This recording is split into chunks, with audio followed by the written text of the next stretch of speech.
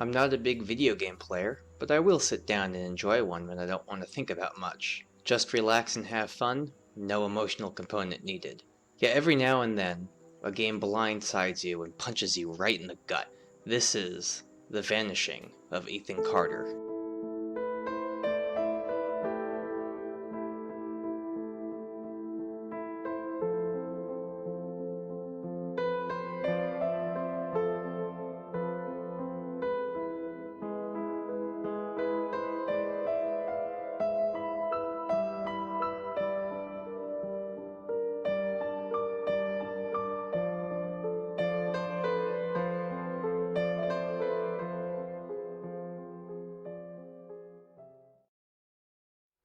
Ethan was close. I could feel him. A pinprick of light in the darkness. He would know me. He would know why I'd come. Viewers of this channel know Call of Cthulhu is basically my favorite role-playing game, and finding a decent video game to replicate the tabletop RPG experience is basically impossible. But this game I picked up on Steam during the summer sale is very darn close. You take control of Paul Prospero, a detective with a sense for the occult and the paranormal, right out of a pulp magazine in the 1920s and 30s. This isn't an investigation game in the likes of LA Noire, but gave off vibes of Amnesia: The Dark Descent and a tad of Alan Wake. It's hard to not akin the game to the Call of Cthulhu tabletop RPG, with its atmosphere and the rabbit hole investigation you slowly go down. I hadn't entered Red Creek Valley yet, but already I could feel its darkness reaching out for me. Finding Ethan Carter wasn't going to be as easy as knocking on his door. I was too late for that. To find Ethan, I had to figure out what this place was trying to hide from me. The game opens with a message telling the player that this is a narrative experience and it will not hold your hand. I'm playing the Redux using the Unreal 4 engine, and it's just absolutely gorgeous. For your sake and mine, motion blur is off, but the game is no less stunning. With no load screens, the astronauts did a great job making it feel like I stepped into the 1978 Wisconsin country town.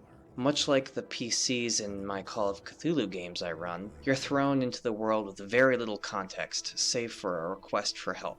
Luckily, Paul Prospero is a grizzled detective, and if you take the time to explore the world you are in, you are able to find and piece together clues. Save for one puzzle that frustrated me enough to pull up a walkthrough, the game was intuitive enough if you were patient, leading the crack detective to envision the area of investigation and put together a chronology through a mind's eye-like vision that Paul can use to recreate the scene of the crime.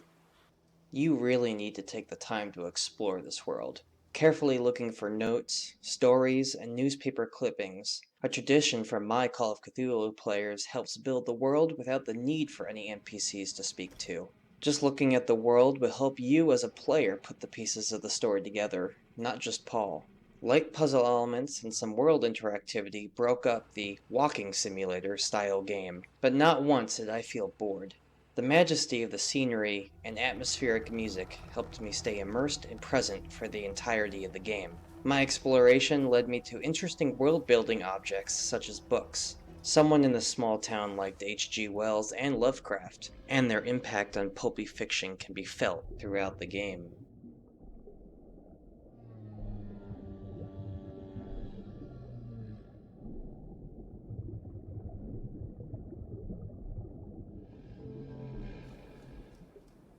I understand I'm about 6 years late on this game, and a lot of people have discussed it.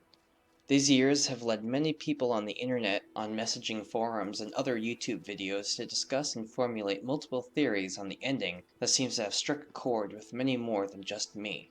An investigation that starts with a missing boy and what looks to be a grisly train accident spirals down a story that is just vague enough to see why it happened, but not what happened. I know that sounds backwards, but you'll have to play the game to the end to understand what I mean.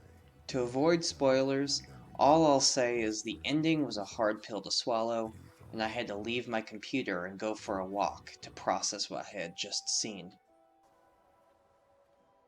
I wish I could talk more about this game, but I don't want to spoil it for you. I do want to warn you that it does use some offensive language, but it wasn't gratuitous.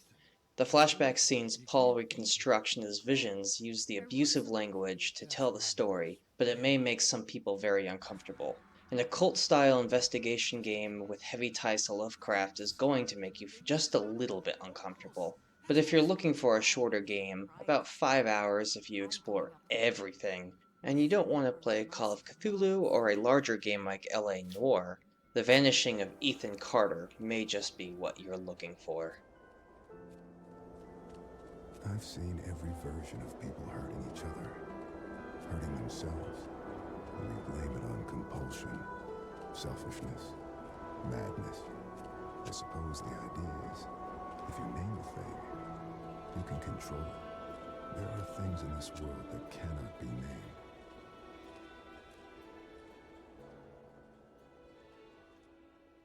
I might have gone a little overboard on comparing the game to Call of Cthulhu, but if you really want to see someone go overboard, go check out Cujo at the Overboard DM. And if you're interested in learning a little bit more about older editions of D&D, go check out Thaco's Factor. Thank you guys very much for watching. Always remember to game on.